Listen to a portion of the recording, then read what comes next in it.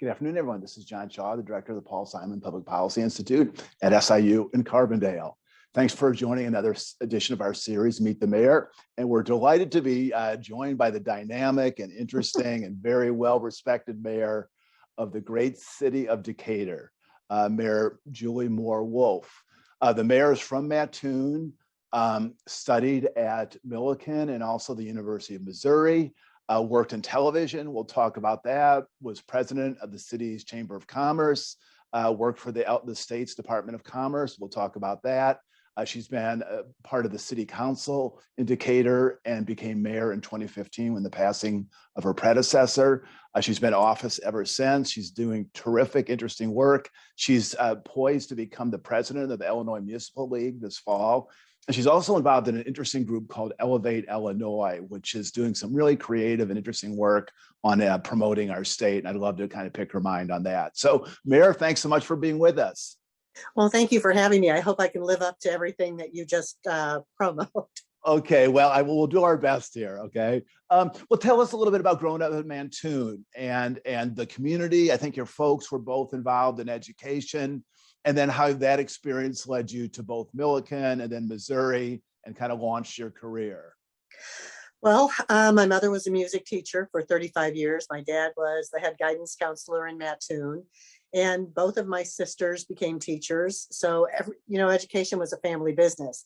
And the last thing I wanted to do was go into the family business. So I actually wanted to be the editor of Cosmopolitan magazine. So I wanted to meet Robert Redford, and I thought that would be the best way to do it. But I did go to Millikan for a couple of years as a business major, kind of chickened out into going into news. But I spent 2 years at Millikan, loved my years there, but really realized that wasn't for me. So transferred to Mizzou.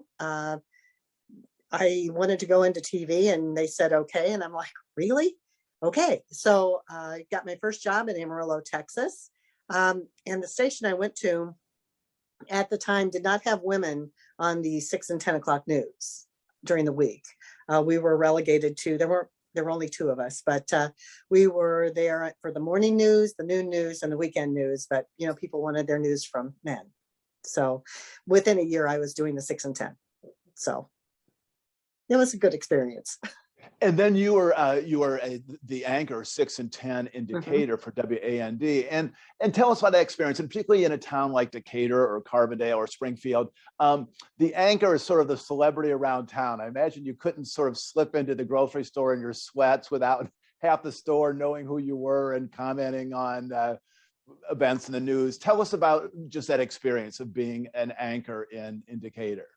Well, it never fails. If you're dressed really nicely, nobody knows who you are. But, run into the grocery store in a ponytail and a t-shirt, and somebody 2 aisles away will yell, "Hey, aren't you that girl on TV?" No, that's my sister. So, no, it was actually wonderful. I got the opportunity to volunteer a lot in the community.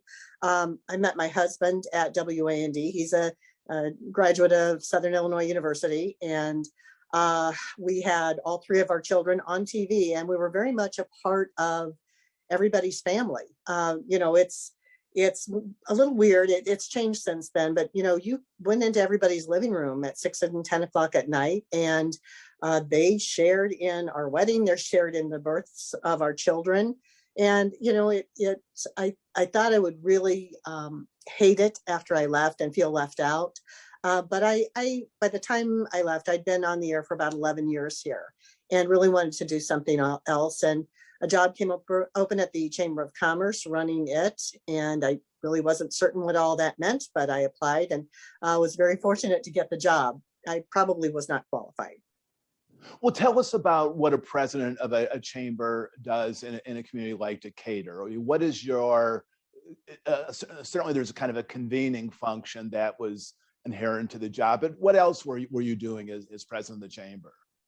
Well, the Chamber of Commerce was very, very involved in lobbying for infrastructure projects, Route 51 from Decatur to Centralia. So I worked on that for a number of years. Just as I took the role of president of the Chamber of Commerce, we lost air service to Chicago, which was very devastating for companies like Archer Daniels Midland, and we had Firestone at the time, and It was then Staley, but it became Tate and Lyle.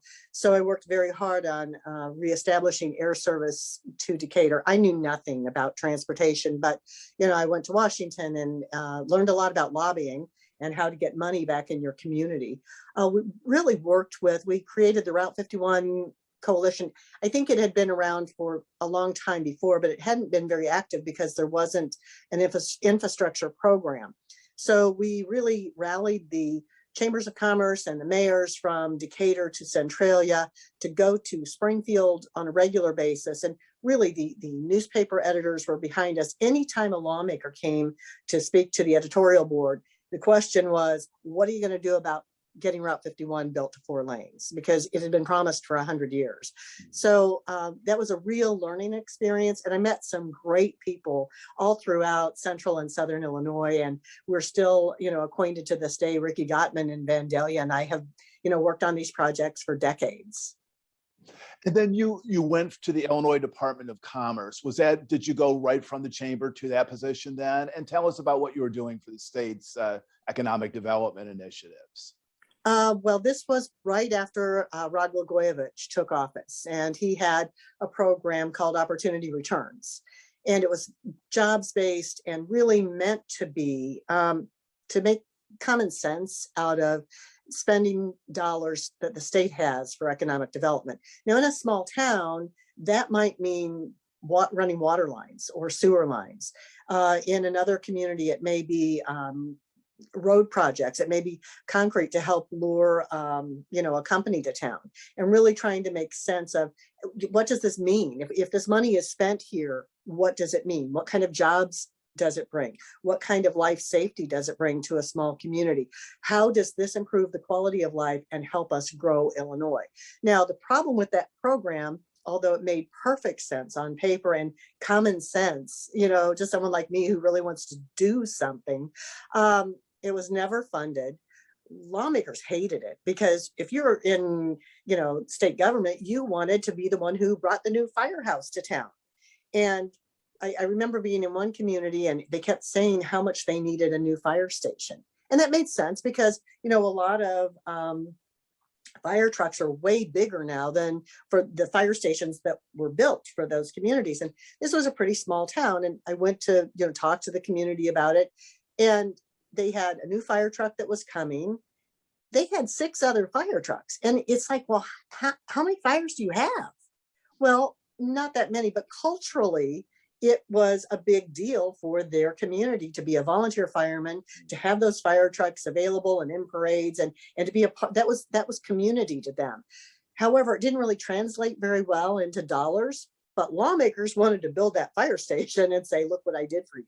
So it was somewhat frustrating, but I covered 25 counties downstate with the help of some other staff, and it was a learning experience. We'll talk about your decision to run for city council then. I guess you ran in 2009. What was the impetus to run? What was your program or platform? What did you hope to do as a member of the city council of Decatur? Well, this is going to sound terrible, but running for city council was the last thing I ever wanted to do in my entire life. I had covered politics. I had covered city council, city government. I did not want to do it. The council that was in place at the time, though, was really struggling to come to terms on accomplishing some things that really needed to happen. We had an aging sewer system that was backing up into people's basements. They had been arguing for years about what to do for a new police station. We had a serious problem with water supply, which is a major component of our major factories in Decatur.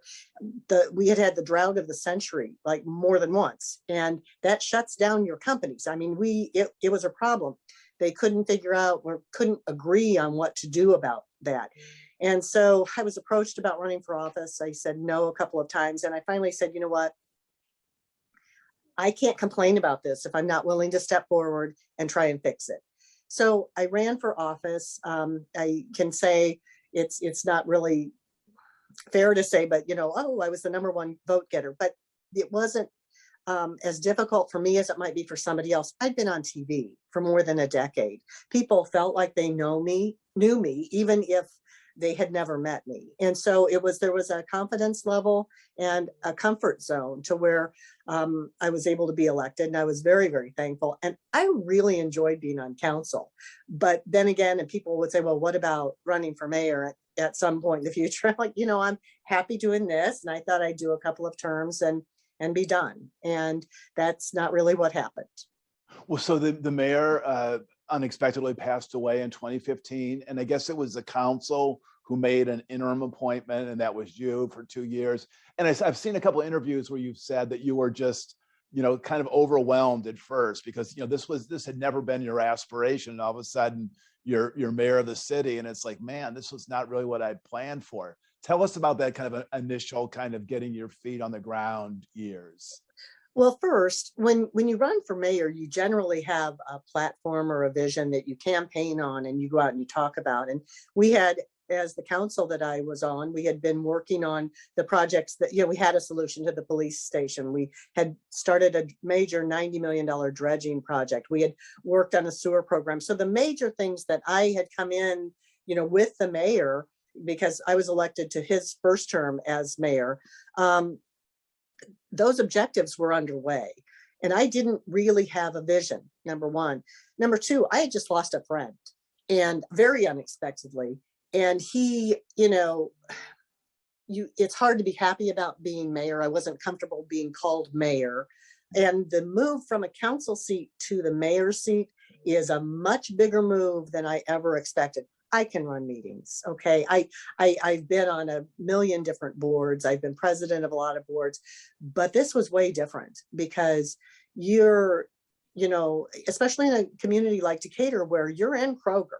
And if somebody's mad about something, they know how to find you and get a hold of you. And you want to be there for people. But it probably took me a good year until I got involved in some organizations like the U.S. Conference of Mayors, until I really felt like I deserved to be mayor, or that it was okay to be even called mayor. And so Decatur's structure is you have a city council of 6 members, you have a mayor and then a city manager. And it's the mayor and the council that puts together policy and the city manager implements it. Is that the basic structure? Yes, and it's a pretty good structure for the city of Decatur because you have a professional and you have to know so much more than a layman would know who runs for mayor. I mean, I've been around a long time. I was a journalist. I, have worked in state government. I've worked for the business community. I've worked with labor. I've worked with a lot of organizations, and I felt like I really knew a lot. I had, 6 years of council experience. So I wasn't just walking into this position, but there's so much to learn as you go, and you need someone in a city manager, a professional city manager, who is looking out for things that I wouldn't know, things about bonds. And, I think sewers are most people don't get really excited about sewers. I do, but I really don't know much about sewers and what you need to plan for. And there are so many aspects to running a city that this is the right form of government for Decatur. Well, let's talk about Decatur a bit, because I think people down here are, familiar. Of course, it's one of the major cities in Illinois. We've heard about it. I mean, obviously, it's the center of agribusiness. It's kind of legendary as once the soybean capital of the world. In fact, I read a statistic. I want you to kind of confirm it. I guess it was on Wikipedia, which said that at one time, 1/3 of all the soybeans grown in the world were processed in Decatur. I mean, that just seems an astonishingly pivotal role in really like the world economy. Talk about agribusiness in Decatur. Well, agribusiness is huge. And, I think a lot of people don't really understand it. We have a lot of corn and a lot of soybeans throughout Illinois. And, some people will look at that and go, well, I like corn, but I couldn't eat that much. How often do you eat, corn? It's not the same. Soybeans and corn are really how Decatur helps feed the world, to borrow, the old tagline from Archer Daniels Midland. And it would be easier for people to understand if like we used to have a Firestone plant and everybody got it. You make tires. Well, we make the products. We take corn and soybeans and turn them into things that feed the rest of the world, and help power things like ethanol and, and sweeteners and products that go into just about everything on a grocery store shelf. So it's, in some ways, it's hard for people even who live in Decatur to grasp what those companies do, because it's not like a Hershey bar. They say, well, we make these. But we have a really, really important role for the state's economy, as well as, the farming economy, and trying to make sure that the world is fed. So that's something that we're very proud of in this community.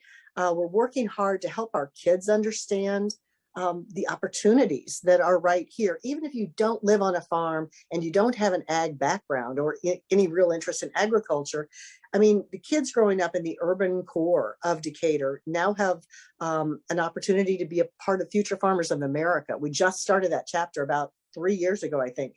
We have an incredible ag program in Decatur Public Schools designed to show these kids that you can be a chemist, you can be a biologist, you can be a truck driver or an accountant and have a phenomenal career here. There is a place for you in our companies. And so we're trying to grow our own workforce, if you will, and direct kids who, if their mom or dad didn't work there, they may not know what the opportunities are. And you also have a very large Caterpillar facility, don't you? One of the larger plants, maybe in the Midwest, if not the country. I grew up in Peoria, so I knew that, we thought of Peoria as kind of the center of CAT, but Decatur has over like 3,000 jobs that are linked to CAT, don't you? And we make the world's largest mining truck here. It's, too big to actually be taken out. It has to go, piece by piece. But it's a phenomenal company. And because of our work ethic and our workforce here, Caterpillar has seen, as they've had to realign their business model, they closed, I believe it was an Aurora plant about 4 years ago, I think, and they've moved those operations, that line here, as well as some of North Carolina's operations to the Decatur plant. So it is a really, really important part of our community. Well, and also kind of a fun fact, and I had not realized until I was doing research for this interview, is that the Chicago Bears originated in Decatur. Tell us about that. How can you not know that? They just celebrated their 100th anniversary about, a year ago or something. Yeah. So that was a pretty big deal. It was actually Mr. Staley of Staley Manufacturing, who was really trying to make sure that the Staley employees were more like a family. And they had a whole clubhouse, but they had a baseball team and they had a football team, which was the Decatur State, which the beginning of the Decatur or the Chicago Bears. And George Hallis was here. I mean, they created this whole thing, and people would go out and watch this amazing Bears organization. And it was kind of bittersweet when they moved to Chicago, but Mr. Staley realized, along with Mr. Hallis, that, there was more that needed to happen here. And so, we were part of the original beginnings of what would be the NFL. So that is one of our big claims to fame. Wow, that's so interesting. One issue that you've talked about in interviews is just the population challenge, because Decatur has contracted significantly, I guess you could say. In 1980, I saw a number, you had about 94,000. You've down to about 72,000 now. We haven't seen the most recent census. Why has that happened? What can be done about it? And is it important? Are you sort of at the right size now? Is 72,000? Seems like you have a really robust employment outlook there. Are you at the size that you really would like to be? Well, of course, we would like to be bigger. We'd like to hang on. And I think what's really important is the population loss has seemed to stabilize in the past 2 or 3 years, which we think is a good sign. A lot of things have happened in the past few decades. We moved from being a really blue collar town with lots and lots of manufacturers to more of a white collar community. We have the big factories, but those jobs are less manpower, I guess. They're more brain power in many respects than they are the once really heavy manpower in the lifting. They're still hard jobs, don't get me wrong, and we still work to grow those companies here. But they've changed. Technology has changed. the globalization of America has changed, because so many of our jobs that we lost went out of the country, or they went down south where, labor was cheaper. We know that there are companies that have regretted some of those moves because of Midwestern work ethic. And so we have seen some jobs that have come back. We've seen companies. We had a PPG plant here for decades in Macon County, and it was really struggling for about a decade. And it is now, a Chinese firm has invested millions and millions of dollars in it, and it is absolutely, off the charts successful. I mean, they, are constantly adding lines, and they would like to do even more. And so we see more international investment coming back in than we used to. But yeah, I'd like to see it grow. We're doing our best to try and keep people here, and grow our own workforce and make sure that those kids stay in the community. One thing that we've noted is a lot of people grow up here and they go to Chicago or they go to St. Louis, and then they start having kids and they'd like to move closer to grandparents. And our cost of living is phenomenally reasonable. I watch some of those shows on HGTV, or these $1 million real estate homes, and think, well, wow, you can get twice as much house in Decatur, Illinois. You can live on a lake. You can have acreage around you in horse barns if you want. So we have a lot to offer, and it's telling that story that's really, really critical. Well, I was watching a bit of your city council meeting on Monday, and there was a number of issues that were discussed. But at one point, there was a discussion about jobs. And I think at one point, someone was pressing on the jobs issue, and you said, one of our big problems is we have jobs we can't fill right now. That's one of our kind of short-term challenges. And I think it's probably true of a lot of communities. Talk about that kind of skills gap, or that is apparent in Decatur. Well, what's tough is that every politician campaigns on, we need high-paying jobs. We need good jobs for this community. I ran for office 2 years ago for re-election. We had 1,100 jobs available in our county. 1,100, and not all of those were flipping burgers. Okay, some were, factory jobs. Some were, entry level. But we had a number of really good jobs, whether it was nurses or welders, or right now we can't find civil engineers to come to work for the city of Decatur. We've had 2 openings for a year and a half. So it's really, it's kind of odd to me that you would have that many jobs open.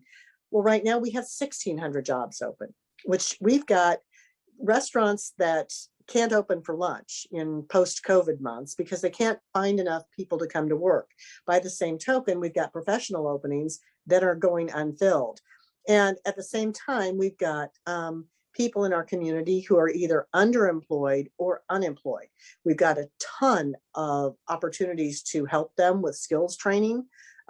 Probably one of our most successful programs is through our community college. It's a 6-week program that takes people who may have a felony record, or maybe have never worked up to a higher level, puts them through, gets them their CDL license.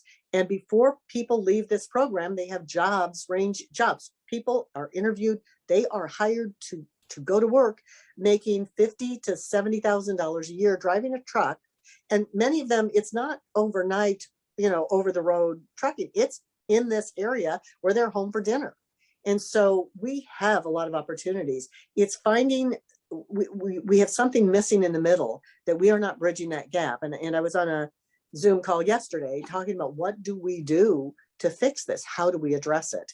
And nobody seems to have a magic answer, because traditional ways of advertising about jobs, Caterpillar is advertising on the radio, trying to hire people. That's unheard of, because that was the job you aspired to. If your, skill set and your lifestyle was going to be a factory worker, you would start at a smaller company, get some experience, if you're a welder or what have you.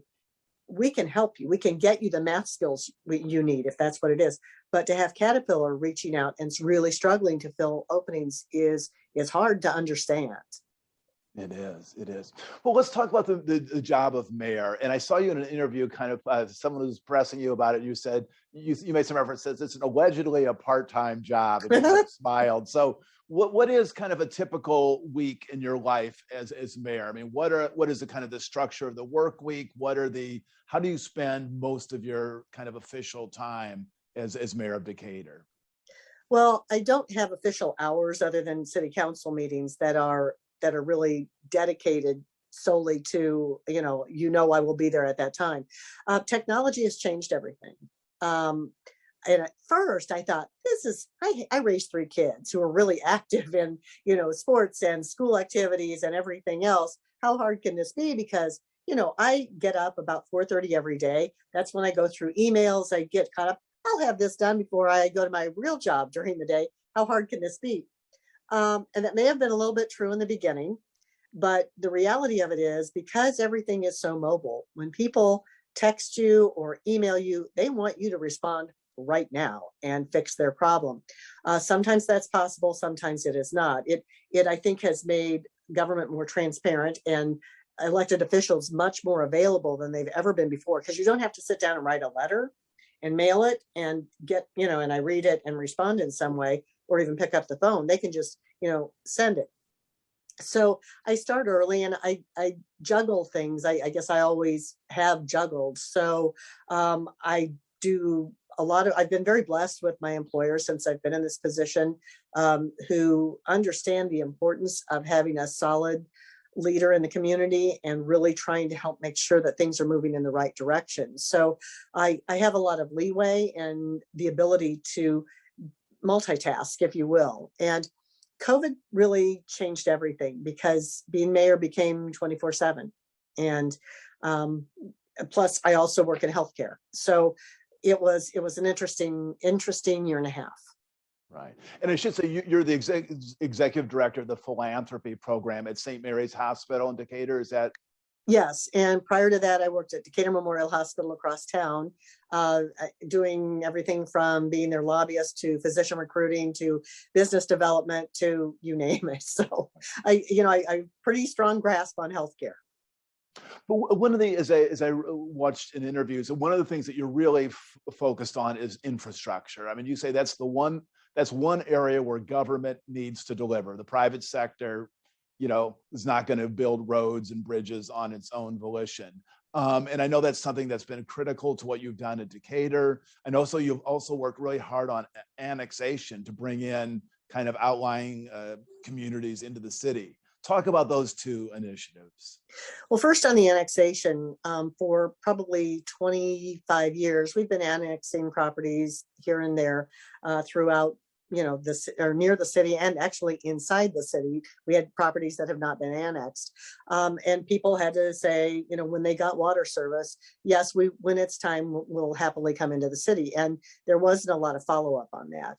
And as we were facing the census, it was critically important in a community that has lost a lot of its population to get everybody in under the umbrella that we could as quickly as we could, to count as many bodies so we could continue to get funding. So that was one of the major reasons we had a really strong emphasis on annexation in the past few years. Plus, it was a little incongruent in that who's really responsible for fire service now, because who goes where. So trying to make it better for everybody. In my opinion, city government, and we do not have Parks and Recreation. That is a separate elected body and tranche of money, and that's not, we don't do the fun stuff. We don't get to do the parks and the zoo and all of that. So the city is responsible for public safety. The city is responsible for roads and bridges and water and sewer. And those are incredible responsibilities, but that is economic development, because you can't say, okay, Mr. Manufacturer, yes, come and locate here, and in 5 years or so, we'll have enough water for you. Or we'll make that work as far as a 4-lane road, north and south. That doesn't work like that. For economic development purposes, you've got to be ready and to say, we've got the basics. What else do you need? How do we make this work? And so that's one reason road projects have been so incredibly important to me. Sewer projects, incredibly important. We learned from Flint, Michigan, how important quality water supply is. But we also know from our own experiences that you cannot, I mean, water is our big deal here. We have a really ample water supply, and it's what makes ADM and Tate and Lyle work. And we've got, we are attracting other companies because of that water supply and relatively inexpensive energy prices. So those are the things that we build on. And that is how we keep those high quality jobs and we grow more. Now we just have to get our workforce focused on elevating a little bit higher to where they can fill those jobs. Well, you mentioned ADM a couple of times. I know it's still hugely important to the economy. It shifted its corporate headquarters to Chicago, I think in 2014. We're talking about our mutual friend, Jim Artis, who dealt with the same issue with CAT in 2017 in Peoria. How do you, even if the number of jobs does not, is not a huge decrease, I mean, there's always that concern that a lot of the corporate energy and philanthropy, when you shift your global headquarters elsewhere, that they're just not as invested in the community. I mean, how have you dealt with that challenge? Well, I would be lying if I said it didn't hurt, because, when you have the corporate headquarters in your community, they are much more invested in that community. Now, I will say, we still have extremely strong ties to the leadership at ADM, and I'm in contact with them regularly about different efforts that the city has going, because you want to make sure that they're aware if they have concerns that they are involved in what is happening. But it is hard when you're used to and having Caterpillar's headquarters in Peoria. It's your thing. It's your big prize. And so it's hard. You do the best to minimize, how much it hurts, because it may not be, 5,000 jobs that leave, but it's like some of the top jobs, when you've got the CEO in your community is different than when the CEO is in Chicago. Now, fortunately, we were able to keep that corporate headquarters in Chicago, and it didn't go to another state. So, we may not have been able to keep everything in Decatur, but at least Illinois was able to maintain that. And, ADM is a global company. And as much as we have worked on air service issues, and we do have jet service from Decatur to Chicago now through United, which happened right before the COVID shutdown a year ago. ADM has to be able to get people in and out, and travel is not fun. It's gotten less fun, but from one bright spot out of COVID is, as we've learned that you don't really have to travel to be effective. I think that's probably going to help our companies and help us be able to retain jobs in Decatur. Well, you've mentioned COVID a couple of times. How has that affected your community broadly, and then just your job specifically as mayor? How has that complicated your life? How has COVID complicated your life? Well, right out of the box, I mean, I think we all thought it was going to be over by, May or June a year ago, which it obviously was not. But in the very beginning, along with the county board chairman, we formed a crisis communications team, and we brought together our two hospitals CEOs, our health department leader, the head of our federally qualified health center, as an immediate crisis communications group. Like, where are we? How are we going to handle this? How do we keep the public informed? What do we have to do to protect our community? And the group grew pretty quickly because when the shutdown happened, we had to figure out how to feed our school kids. We have 80% of Decatur public schools are poverty. And so every kid that goes to Decatur public schools gets a free breakfast and a free lunch. Well, if they're not in school, how do we know they're being fed? We've got to make sure. We had to tackle that. We almost immediately into this crisis had a nursing home that was hit hard, and we had a huge number of deaths. They were not prepared for infectious disease. That's not what long-term care facilities are really equipped or trained to do. They have CNA training and that sort of thing, but if you have someone who's really sick, they don't stay in the nursing home, that they're in a hospital. So we had it very quickly became not just, it was 24/7, and we had meetings every day. We had to work on making sure that our first responders were safe, because and we had a kind of a battle going about, okay, well, rights to privacy as far as who has COVID and a need to know, because when a firefighter goes in to help somebody, we've got to know that the firefighter will be safe going into that, or responding to a medical emergency, our ambulance drivers. And at the time, if you recall, we didn't have a lot of PPE, and so there was kind of a major conflict between the health department and the county board chairman and myself about, okay, well, we need to know who's got COVID. Our first responders have to know. And, there was a concern about privacy. But, if something happens at your home and you're burglarized, it's not just you that these officers talk to. They talk to your neighbors to see what they saw. So it was very imperative from my perspective that I don't need to know who has COVID, but they do. And, we couldn't have them in PPE all the time, because we would have run out of PPE immediately. So we had a lot of struggles. And probably one of the lowest moments for me, the county board chairman and I, we were tasked with having all of this, emergency preparedness sort of effort. What do we have to have in place? We didn't know if we were going to have to quarantine people in places. What did we do? There was no playbook. We were doing the best we could, but we had to figure out, if, bodies pile up, what are we going to do?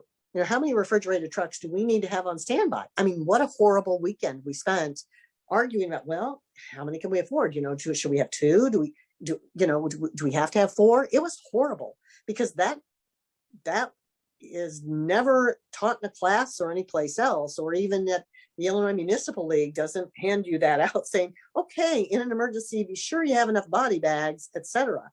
So that was a real low point. But, in talking with mayors across the state, and community people who are, oh, I would hate to have your job. What a terrible job you've had this year. And as I've told people, and in talking with other mayors, and maybe it's something in our DNA, I would much rather be in the middle of this than on the sidelines, not able to do something. Now, we couldn't solve COVID. We couldn't, we were making the best decisions possible. We made a lot of people mad. Trust me, I've seen it on social media. And I mean, there have been friendships that have been severely impacted by this. And there were people, who were threatened with losing their life savings, their business, everything. And they blamed me. And because I was following the governor's orders. Well, not following the governor's orders, number one, put public health at risk. Not following the governor's orders put our community at risk, because if we just thumbed our noses at those executive orders, it could be a liability for the city of Decatur. And so I had to balance where we were as a community, the risks we were willing to take against some very critical people. And, there are a lot of critics out there. And, social media makes it much worse, much easier for people to be able to villainize, us volunteers for just trying to do our best to lead through crisis. Well, where do things stand now? Is Decatur opening up in a significant way? And how do you see this summer unfolding? Well, we're hopeful. We've had a rough couple of weeks as far as our numbers going up, as far as new cases, and hospitalizations are a little bit higher than they have been. However, the rest of the state is pretty much carrying us into reopening. So we're not at a major spike. We're not in crisis mode here. We are opening, and we're being careful. Our vaccination rate is not where I'd like it to be. We're only at 30%, because we've hit a lot of folks who, and there are pockets. Some it is because of history, they don't trust the vaccine. Some it's because they are childbearing years and they're concerned about what this does to fertility. And then we have people who say, I'm not doing it. This is, you're making me do this. And well, nobody's making you, but the reality of it is it's going to make us all safer. I think it's really going to come down to get everybody vaccinated the way we want to get people vaccinated. It's probably going to get to the point where you can't go see your grandkids if you don't have if you're not vaccinated, or you can't get into a ballpark or a concert or on a cruise ship unless you can show that you are safe. That's when I think we'll start to see more people vaccinated, at least in this part of the state. Now, I mean, Southern Illinois, I think, has done a really good job. What's frustrating to me is in the beginning, we had such a high demand for vaccine and we couldn't get it. I had, just an unbelievably long waiting list of people who were, put me on the list, and, people calling because I worked at a hospital. Can you get me in? Can you get my mom in? Well, no, I couldn't. And, that's hard. But we followed the rules. And now we have vaccine available. We just don't have the people who are stepping up to get it. So I'm hoping that as we drop the age limits, we should know here shortly whether 12-year-olds and up are really allowed under the state rules. The federal government says it's okay, but we've got to get the blessing of the state. That, what's really important to parents and grandparents is high school and junior high sports and, dance recitals and show choir. And when those kids can't be in school where they need to be, and you can't go watch them do the things that they really love to do, that's, I think, going to be our next wave of getting people vaccinated and safe. So I'm hoping that their grandparents and parents follow suit, but we got to make sure that the kids are in school and safe this fall, and that they're able to do what kids need to be doing, which is playing baseball and Friday night football. Right. Well, you've mentioned the Illinois Municipal League, and you are, I think I mentioned at the outset, soon to become the president of the IML. It's an important group in the state. Tell us about what you're thinking you'd like to do during it's a year-long rotating presidency. What are some of the issues that you'd like to tackle? I know it's very involved in just the business climate in Illinois, but what's on your agenda for the IML? Well, the IML is very, very involved in helping communities as far as, navigate a lot of things. And Brad Cole, who is the leader of the IML, was incredibly helpful as we navigated our way through COVID to kind of cut through, because you wouldn't believe the amount of information that came at us from every direction, and really making sure that we knew exactly what we needed to know on a daily basis as far as what was coming out of the state and the federal government, et cetera. Communities are going to be in COVID recovery mode. So we've got to navigate through that. One of the major issues for the Illinois Municipal League has been pension reform. Our pension system in Illinois for police and fire, we've made some headway by putting all of the funds for fire, not including Chicago, but and police into their own separate pension funds, which we think is going to be streamline things, mean much better return on investment. And that's a first major step. But what we have is not sustainable, and cities can't afford the pension system as it is. So we've got to be able to make some meaningful reform in that direction. Additionally, with all of the reforms that are happening around really looking at how police operate and what kind of training they need, that's going to be critical, because qualified immunity has become a real hot button for folks who want changes in the way police do their jobs. And, we stand, if we lose qualified immunity, the problem will be, how do we keep police officers? It's very hard to recruit them now, but if by doing their job, making split-second decisions means that they could lose everything. And, there are bad cops, I will give you that, but there are also bad teachers and bad priests and bad people in every walk of life. But I think the majority of police officers are there to do the right thing and to be there for the people of our communities. And we have to help them be safe in their jobs. They need to be trained. They need the best training available and the best support. But we've got to work on pension reform, and we've got to really protect qualified immunity. Okay. Well, I mentioned also you were involved in Elevate Illinois, which is an important new initiative to get the state, the story of Illinois told in a more positive and cohesive way. Tell us a little bit about that initiative. I think you're vice chair, and what you hope to contribute to that effort. Well, across Illinois, we're not really good about speaking positively about our state. We hear all the negatives all the time, but we have an incredible history. We have an incredible state that we should be very, very proud of and promoting. And Elevate Illinois is all about promoting the positives, particularly downstate Illinois and central Illinois, because we've got great stories to tell.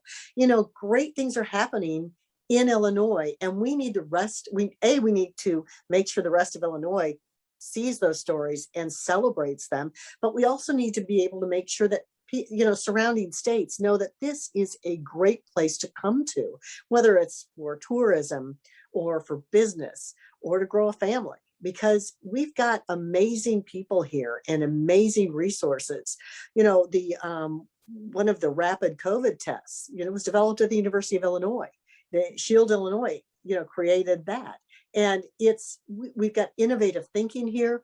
Major things happen. We've got, a lot happens in Chicago, and we need to be proud of Chicago. And Chicago and the suburbs have done a much better job telling their story and selling themselves in the last decade or so than we have. But, you look at all of the great things that we have going on. We need to share that story and share our neighbor story. What's happening in Peoria? What are the great things there?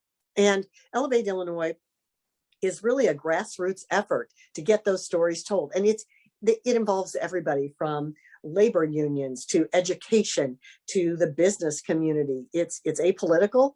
We're all in this together, because realistically, we have to remember that we are, it's us against everybody else. As we fight for, major manufacturers and jobs and innovation to come to states, it's Illinois against the rest of first America and then, the world. So we want to make sure that we are in this, because we deserve to be recognized as a great, great state, and the great state we are. Great. We have a couple questions that have been emailed in, Mayor, and the first one comes from Jan in Philadelphia, Pennsylvania, who wants to know if Decatur is more or less dependent on food processing for its economy compared to several decades ago. I mean, we've talked about how central ADM is in ag business, but trying to respond to that, how food processing fits into the Decatur economy. Well, it is huge. It's probably ADM is our number one employer. So you're looking at 4,500 jobs there. And so that's that plus the ripple effect of other jobs that are created because of it. So it's critically important to our economy. However, we've really diversified in a number of smaller manufacturers, smaller industries, and trying to be as innovative and as welcoming as we can. We've got entrepreneurship is becoming bigger and bigger here. And that was Millikan University started an entrepreneurship institute, probably 20 years ago, I'm guessing. It might be 15. But they've been really successful in trying to grow entrepreneurs, and we want to keep those. So ag and processing is huge, but it's not everything. He also has a follow-up question, which is, what do you do to entice companies to come to Decatur? Do you have, I know there was a long-standing dispute about incentives versus just kind of touting the benefits of, water and transportation, and just sort of, focusing on your strengths as opposed to inducements. How do you balance those? Well, our first answer to everything is yes, we can do that.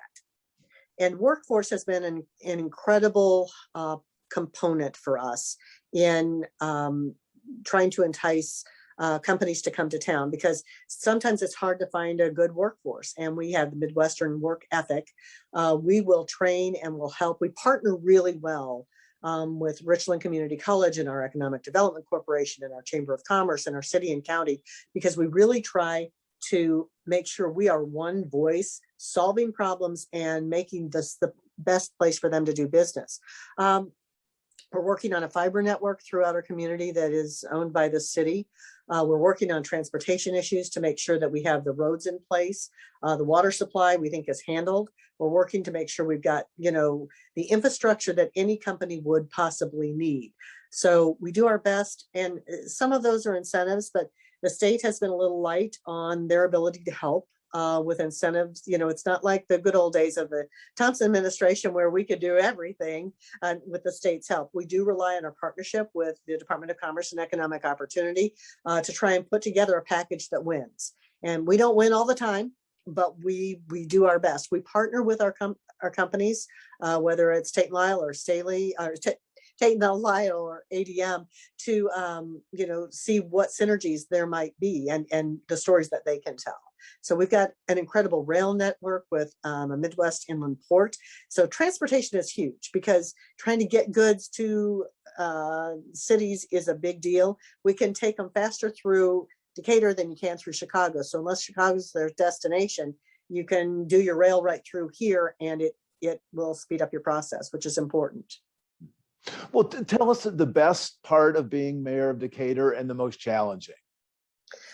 Oh, um, I love being able to be a part of the work, the behind the scenes, like, well, how do we fix this? How do we make this work? What do we need to do to raise up our community? How can we fix this problem that seems insurmountable?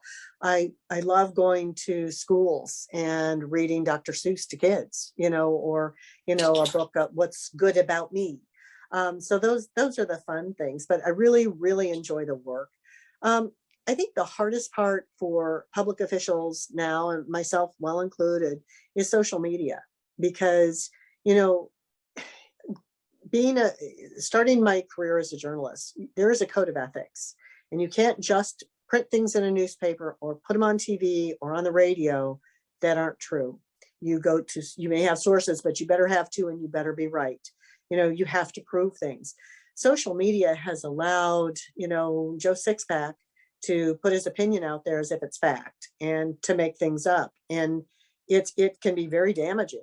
And it's, I think, one reason we have an even harder time of getting people to run for office. Just to share, we shut down our bars and restaurants in Decatur. We followed the governor's orders. And in January, everything was closed and people were getting really angry. And there was a picture that went up on Facebook of me and my family in an establishment having dinner.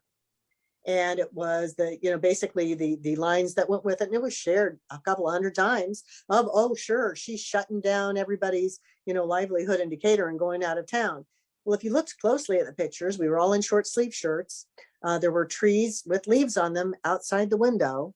And, the comments were remarkable. And it was shared over and over again as if fact, which it was not true. It was from a previous summer, when things were open. So that kind of thing. And I had friends who shared that. And, I called them on the carpet and said, why didn't you call me? And if you look at the picture itself, and then there's who's the guy that took the picture and held it for, 6 or 7 months. Yeah. So it's rough because you try your best to be fair, but it's a hard place to be sometimes.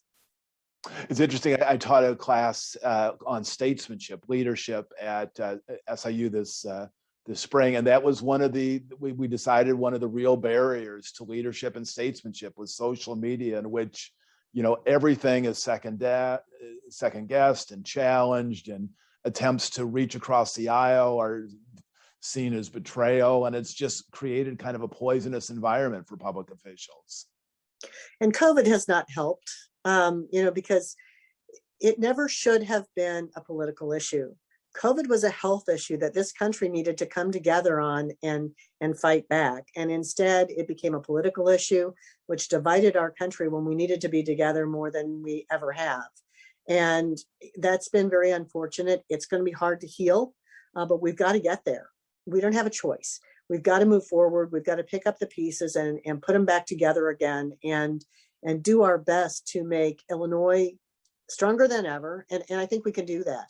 I'm relying on the stories being told at Elevate Illinois, and that's elevateillinois.org, where you can go and share stories, positive things that are happening, because we want to tell your story too. We want to tell your story all around the state and to other states and to the world. And, grassroots works.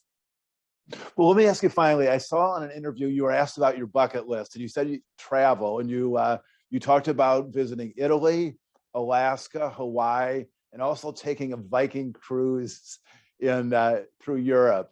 What when COVID eases and travel allows, which of those goes to the top of your list? Oh, when it's safe. We had the opportunity to do a Viking cruise for our 30th wedding anniversary a few years ago, and I loved it. The history of it that it allowed you to experience was remarkable. So I would love to do that again.